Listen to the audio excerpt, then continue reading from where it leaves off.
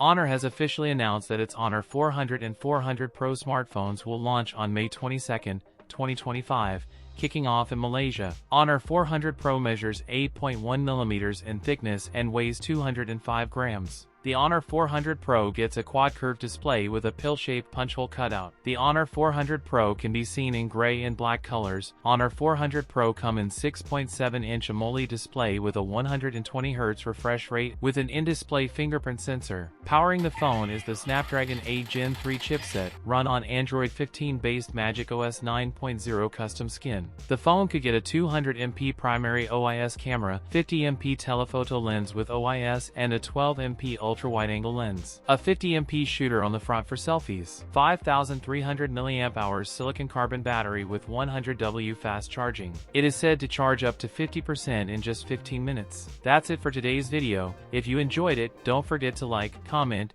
and subscribe for more content. Thanks for watching, and I'll see you in the next one.